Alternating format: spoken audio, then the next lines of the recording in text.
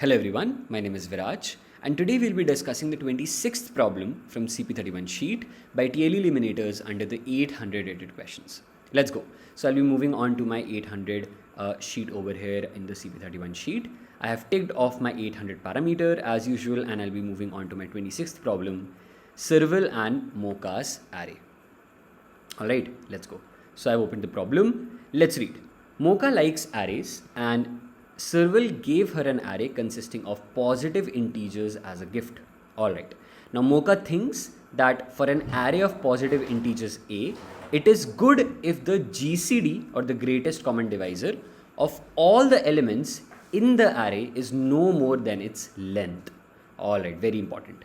Now it's written for an array of at least two positive integers, it is called beautiful if all the prefixes whose length is no more than good. For example, they have given you a strong explanation over here, but we'll again generalize the problem. The main question is, you have been given a gift array A of n positive integers and you want to know whether array A could become beautiful by reordering the elements. It is allowed to keep the array unchanged also. Alright, so let us actually move on to a general explanation of the problem. So of course, you have been given an array A. So what are they saying is, I have an array A and let's say I have the elements, this is A1, this is A2, this is A3, this is A4, this is A5, so on, till AN. Alright, these are the elements I have. Now what they are saying is, this is like an n-sized array and then, like I'll write this over here, n-sized array. And then you are basically given the power to reorder these elements, okay? To reorder these elements. Alright, now this power that has been given to you, how is this helpful and what do we want to achieve? So they have defined something that is called a beautiful array. They have defined something that is called a beautiful array. And the beautiful array is described as follows. What they are saying is, first of all, they have very unique terms that they have quoted right in the problem. That is something like prefixes and all that part. Let's actually discuss that part, okay? So what they have said over here in the problem is, if let's say you talk about prefixes of length no less than 2, okay, prefixes of length no less than 2. What does that mean? So if let's say I have this array and I have A1, A2, so on till A3, all these numbers given to me, then what do I mean by this is, I want prefixes. So prefixes by definition means that I'll be picking up the arrays or sub-arrays to be specifically from the very start and I'll be expanding to the very end. That is called prefix. Prefix indirectly means pre, that's before or at the start, and fix is just like an English addition to that. It's sort of a conjunction that's added to that part. So it's kind of saying that I want a prefix array. So prefixes array looks like this. This is like prefix array 1.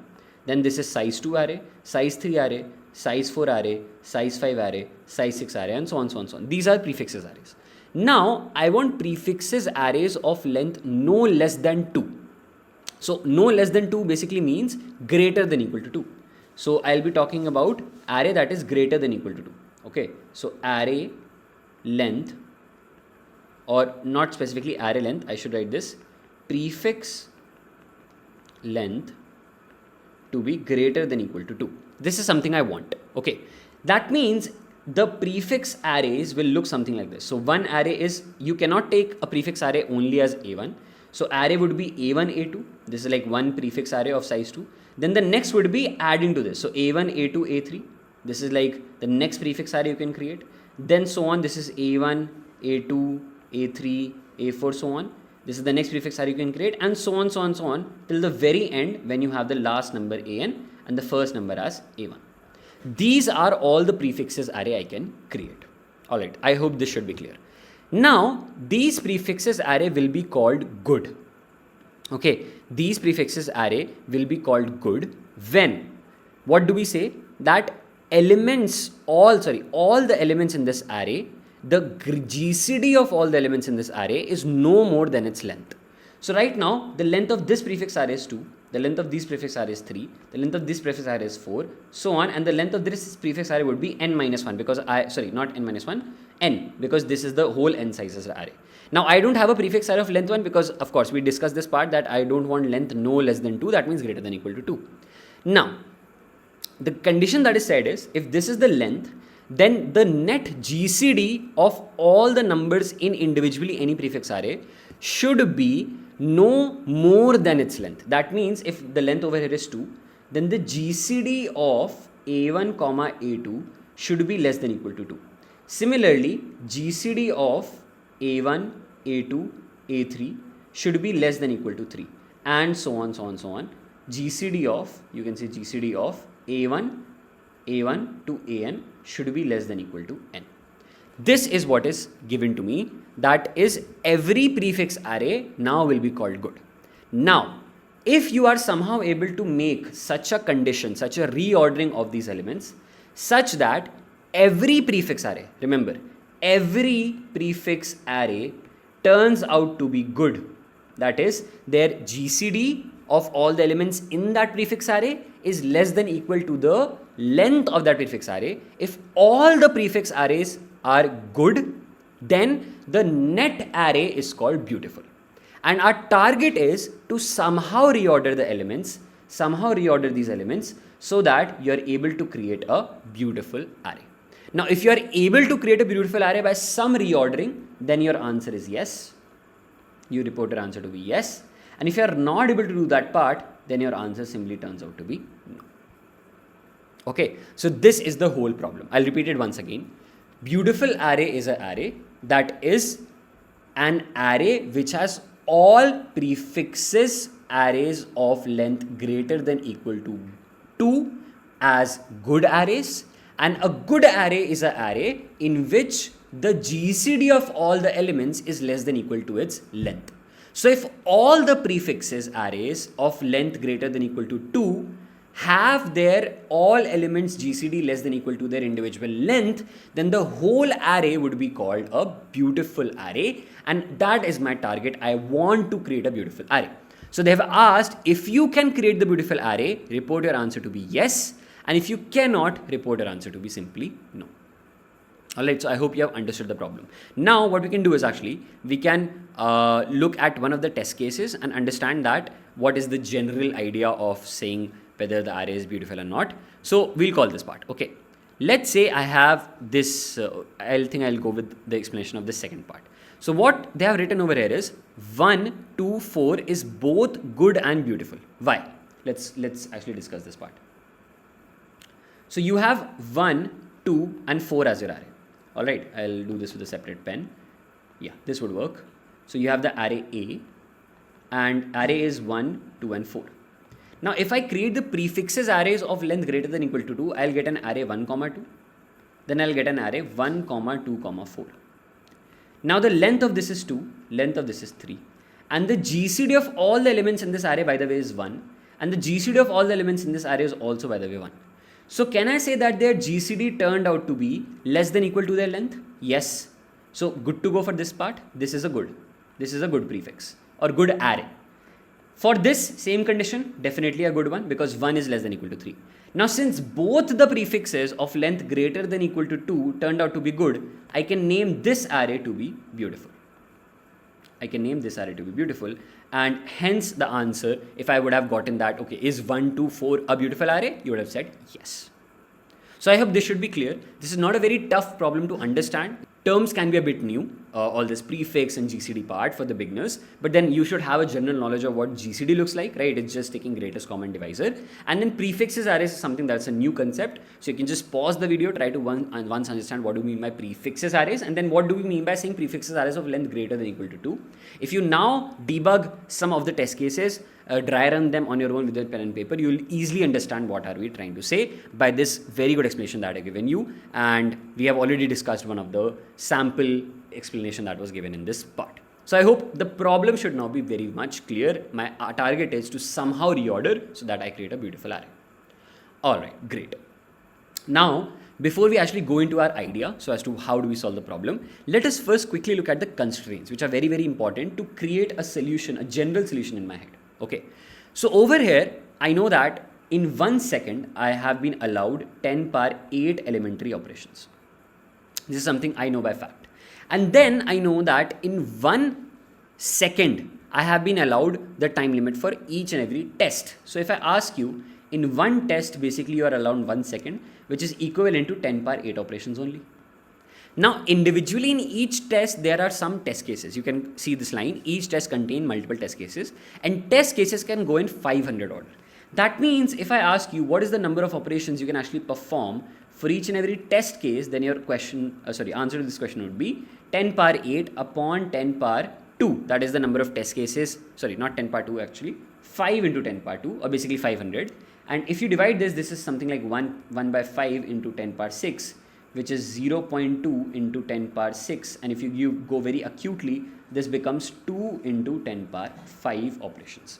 That means in elementary sense, I have been allowed 2 into 10 power 5 elementary operations per test case to finally run my code in. Now this is very important because if I look at n over here, that is given in 100 order. So if n is given approximately in 100 order, then can I create a solution that looks in n cube? No, I cannot, because n cube means this is 10 power 6, because 100 power 3 would be 10 power 6, and 10 power 6 will not work because we just discussed I want something that's in 10 power 5 order. So not good to go. So we have to decrease our time complexity. So if let's say I go in O of n square order, will this work? Of course this works, because this is 10 power 4, and 10 power 4 is definitely less than 10 power 5.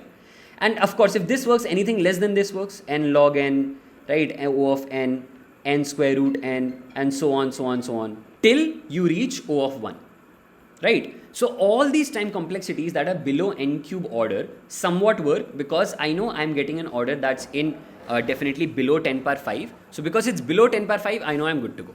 All right. And this is very important because this helps me, first of all, figure out my expected time complexity. And this time complexity is important to create an idea in my head that if let's say I actually make up a solution, if I let's say create a solution, what's the highest limit I can go? I cannot cross n square. That's the target. I want to remain within this boundary. And this is very important. All right. Now we can start off with our problem discussion, because we have a general idea of the overall picture. What do we want? Okay, great. So now I have n in 100 order. Preferably, I can create a solution that's in n square. Now, in this specific question, there is a very simple argument that we'll try to first quote and then prove. The argument over here is actually, if you find any two numbers with GCD less than equal to 2, then answer is yes, else answer is no. This is the argument. Now you will think it's a very complex problem and we are just basing up a very small sentence that if we just find any two numbers with GCD less than equal to 2, then why is the answer yes, and else why is the answer always no? So that's a very, very, very interesting point. Okay, let's go to our main explanation. Okay. So first of all, we have to understand some small facts about GCD. All right, it's a very mathematical concept. Let's go to that. Let's say you have a GCD of A and B. Let's say you calculate the GCD of A and B. Then by mathematical fact, we know that the GCD is the greatest common divisor. What can happen is, by simple common sense, greatest common divisor of two numbers will always be less than equal to the minimum of A comma B. Will always be less than equal to the minimum of A comma B. Alright, it will never go above this. Why? Because what can happen is, since you are trying to take, again, remember this term, you are trying to take greatest common, that's a very strong point, common divisor. What will happen is, let's say there are some divisors in A which are also present in B, then fully A can become the GCD of A and B overall. But it's not possible that you create the GCD of A and B to go greater than the minimum value of A and B, because I know that if that happens, that means basically like GCD as a number should divide A and B both, right? GCD of A comma B should divide A and B both. So if GCD of A and comma B should divide A and B both, then it's sure that GCD of this number GCD of these two numbers has to be less than equal to A and B. If GCD of A and B go greater than A or B, then they will not, that number GCD of A and comma B will never divide A and B completely. So this is a very important point, right? I'll just give a small proofing over here also. If let's say I'm talking about two numbers that is saying X mod Y, if this has to be equal to 0, means if let's say Y completely divides X, then I know that Y has to be less than equal to X. Now standing on this fact is what I have made over here. If GCD of A comma B should divide A and B both, then it should also be less than equal to A, and it should also be less than equal to B.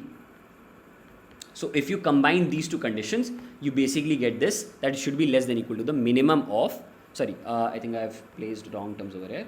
This is less than equal to, and this is less than equal to. Correct. This is better. So if this is the case, then I know if I combine these two things together, I know I want GCD of A and comma B to be less than equal to minimum of A comma B.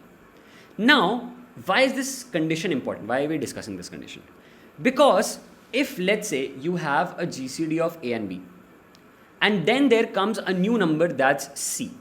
So right now you wanted to calculate GCD of two numbers A and B, and then you got a new number C.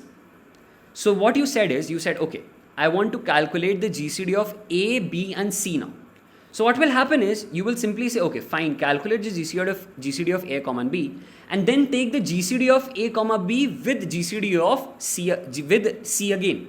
So GCD of A comma B comma C, take the whole GCD, and this is equivalent to writing GCD of A comma B comma C. Now, because of this fact, we realize that GCD is always decreasing. Now, why am I taking this C? Imagine prefix arrays. Okay, imagine prefix arrays for a moment. Let's say you have a prefix array and the numbers are A1, A2, A3, A4, so on till AN. So let's say you calculate the GCD of the first two numbers, that is A1 and A2. And then the next prefix array is A1, A2, that's there. And then there's one more number that's added, that's A3. So can I say that the GCD of this prefix array, that's G1, let's say, and GCD of this prefix array, that's G2, G2 is going to be less than equal to G1? Yes, I can say that part, because I know that GCD of A comma B was already the minimum of A and B. Then when you took again the GCD with C, you minimized it even further. So either it's either equal to G1 or it's less than equal to G1. Correct? It's less than G1 to be specific. That means GCD of numbers always decreases. The more numbers you add, I'll write this fact over here, the more numbers we keep on taking, the lower GCD goes. Now this is very important, because when you talk about prefix arrays, we know that if I have a prefix array and that is A1, A2, then I have the next prefix array A1, A2, A3, then I have one more A1, A2, A3, A4, and so on. The GCDs are just going to decrease. G1, G2, G3, the pattern would be decreasing only. Okay, I hope this is clear. Now, why is this helping me formulate idea? Let's go back to our argument. What I said was, if let's say you have any two numbers with have a GCD less than equal to 2, then the answer is always yes. Why? Let's say those two numbers are, let's say X and Y. I'm not bothered with the rest of the numbers. So I have the array A. These are the two numbers X, Y. Then I have some other numbers. Let's say, or let me generalize this even. Let's say you have the array A, A1, A2, A3, so on till AN. And then you have just these two numbers. Let's say this number A2, and let's say there is some one number. I'll call those numbers right now as X and Y. Okay, X and Y. So X and Y are the two numbers which have a GCD of X and Y is less than equal to 2. Then what can you do? Very smartly, understand this. If I reorder the array in such a way that I place this two numbers X and Y in the front of the array, okay, X and Y in the front of the array, then other numbers I'm not bothered with. Okay, I'm not bothered with the other numbers. So I can be like, okay, just place X over here, Y over here, and then let's say whatever numbers you place, I'm not bothered. Why? Because now I observe this very importantly. If I create prefixes arrays, what will happen? You will have a first prefix array as x comma y. Then you will have prefix arrays x comma y comma some more number. Let's maybe that number is a3 or some number. Just one more number that's added for the 3 length of prefix. Then you will have x comma y comma a3 comma let's say some number a4, and so on, so on, so on. This prefix array sizes increase. Currently the size of this is 2, size of this is 3, size of this is 4, so on, size of this will be n. Now you know that the GCD of x and y is less than equal to 2. So it can be 1 or it can be 2, but GCD of x and y is less than equal to 2. So obviously the first condition is true, that you know this prefix is good. This prefix is good. Why? Because this prefix array had 2 length and the GCD of this prefix array is of course less than equal to 2. So did you not get a good array? Of course you got a good array, because the good array's condition was the net GCD of all the elements in that array should be less than equal to the length of that array. So length is 2, GCD is less than equal to, good to go. But now if I observe the other prefix arrays, very smartly, because I had placed x and y in the front, if I talk about the GCD of this next array, that's this part, x, y and a3. Now that a3 got added, you already had a GCD up till this portion less than equal to 2. If a3 gets added and you take a GCD of this region with a3 again, your GCD is never going to go above 2. That's not possible, right? Because GCD always has to decrease. This is what we discussed in the idea over here. The more numbers we keep on taking, the lower GCD is going to go. Now, because of this case, I can for sure guarantee that the GCD of this next prefix array would be less than equal to 2. I am for sure I can say that part. Because already x and y, that's the previous prefix array, had GCD less than equal to 2. So the next prefix array has to have a GCD less than equal to 2. Similarly, if you now expand, the next prefix array will of course have a GCD less than equal to 2, and so on, so on, so on. You will keep on having GCDs less than equal to only. And can you see that if the first condition was true, that is GCD less than equal to 2 was a length grade less than equal to 2, then the next lengths are increasing. Of course 2 is less than equal to 3. You can see over here. Of course 2 is less than equal to 3. Of course 2 is less than equal to 4. Of course 2 is less than equal to n. So automatically, very smartly, my all the rest prefix arrays also become good. And if all the prefix arrays turn out to be good, then of course my net array turns out to be beautiful. And I can print a yes because I'm good to go. This is the whole idea. Now remember, what was the argument initially? Our argument is if you find any two numbers, that's the case. If I am able to find any two numbers with a GCD less than equal to 2, then I'll be good to go. And this is very, very important, because now I know that I just need any two numbers for a GCD less than equal to 2. I can just put those numbers as x and y, make them shift or reorder to the very first of the array. Then I'm not at all bothered with any of the rest elements in the array, and I have made sure that I always get prefixes greater than equal to 2 size as good prefixes or good arrays, making the net array as beautiful. Okay, so very important idea. And if let's say you're not able to get any two numbers with have a GCD less than equal to 2, then you cannot do anything. You will have to report your answer as no. Alright, so this is a very fun idea. Alright, I'll just repeat it quickly once again. First idea, first of all, was this is a very simple mathematical property for you to remember, that GCD of two numbers is less than equal to the minimum of those two numbers. Why is this? Because GCD has to divide both the numbers, and if GCD has to divide both the numbers, it has to be less than equal to both the numbers, which means collectively it has to be less than equal to the minimum of both the numbers. That is what we proved over here. Next point was, if you have GCD of two numbers and then you take a GCD with the third number again, then it's basically called GCD of taking the GCD of A and B with the GCD of C again, which is going to decrease the GCD even further because of the first property. This is our second idea. Now, based on these two mathematical properties, which are very important on the GCD part, we observed that GCD of prefix arrays is going to go lower and lower, because all you are doing is keep on adding more numbers. Initially you had A1, A2, then you had A1, A2, A3, then you had A1, A2, A3, A4, and so on, so on, so on.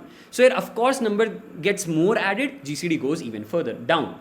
That means if I start off with a very initial GCD of less than equal to 2, I will satisfy the first prefix condition, that is this becomes good. And then if I go anything below this, then I know all rest prefixes will have larger length, but their GCD is still less than equal to 2, because my very smart condition of putting x and y, those perfect two numbers having GCD less than equal to 2 in the front. So I am creating all prefixes to be good, hence all array as beautiful, or the whole array as beautiful. Alright, so very, very important and very clever problem. Now we have understood the problem. What we can do is simply look into our code part to understand what sort of a time complexity are we achieving in this case. Okay, so now what I've done over here is I've simply taken my test case, correct? And then I've taken the input of the array n, and I've taken the main input of this vector. And up till here, like not array n exactly, that was the variable n, and this is the vector a. So up till here, all I'm doing is taking inputs. Now a very important condition. I have a simple flag variable with me, correct? And this flag is variable is going to indicate to me whether I have found two numbers which have a GCD less than or equal to 2. Then I'll simply iterate in the array. So this is a double for looping. I'll have one index that iterates from 0 to n, and then there's the j pair that always fixates it's with a pair with I, which starts with I plus 1. And then I simply check whether ai and aj as a pair created a GCD less than or equal to 2. So to call that, I'm using a very simple STL function in C++. You can pause the video and just note this down, maybe search this upon quick search. This is a underscore GCD format where I have to pass two parameters, which gives me finally the value of the GCD of the two passed parameters. That's ai and aj. And if this GCD turns out to be less than or equal to 2, all I'll do is I'll turn my flag to be 1, because I know I have found two numbers which have a GCD less than or equal to 2. And then when I come out of this loop, if I find flag to be still 0, that means no two numbers or no two pairs, no I comma j index created a GCD less than or equal to 2. So I will print no, else I'll print a yes. Alright, so very simple problem. Now the question would be, what time complexity are we achieving in this, right? We wanted something in n square order, but it's not exactly n square. Very fun observation over here also. Let's say I have the n complexity over here for looping. Then I have, of course, an n complexity over here for the outer loop, but inside that inner loop, I am again running an n complexity. So up till here, I think n into n would be very easily visible. But now this STL function also has some time complexity.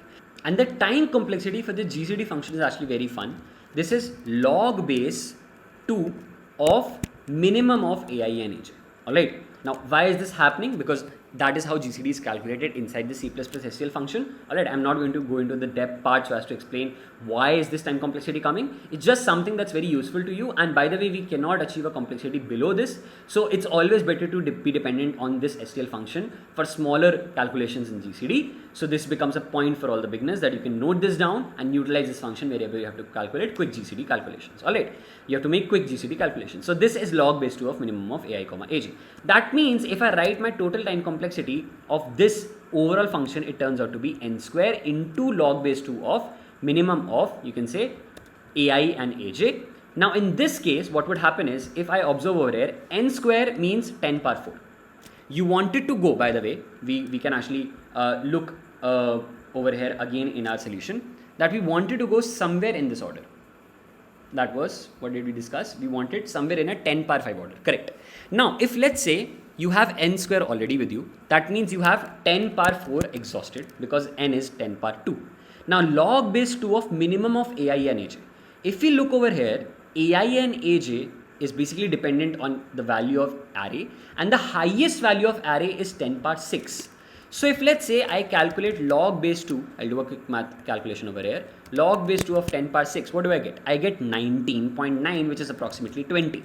That means if I simply ask you that if, let's say, worst case would be minimum of ai and aj is 10 power 6, then you are calculating log base 2 of 10 power 6. This is, 10 power 6, which means you are calculating something that looks like 10 power 4 into 20, which is exactly 2 into 10 power 5. And isn't this the time complexity we wanted to achieve? We wanted somewhere in this order, somewhere in this less than equal to order, and this is perfectly fitting what we wanted. It's not going above this order.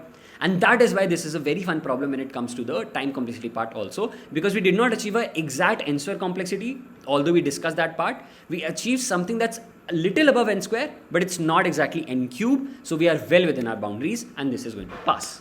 Alright, and then we have just constant checks over here, so not a problem. That means overall I can report my time complexity as, you can report this as O of n square into this, which means this is basically 10 power 4 into this is 20, which means this is exactly 10 power 4 into 2 into 10 power 5. And what about space complexity? Space complexity is pretty much dependent on the size of the array. I'm not using any extra space, so I can say space is simply O of n. Now n was in 100 order, which means this is O of 100 order.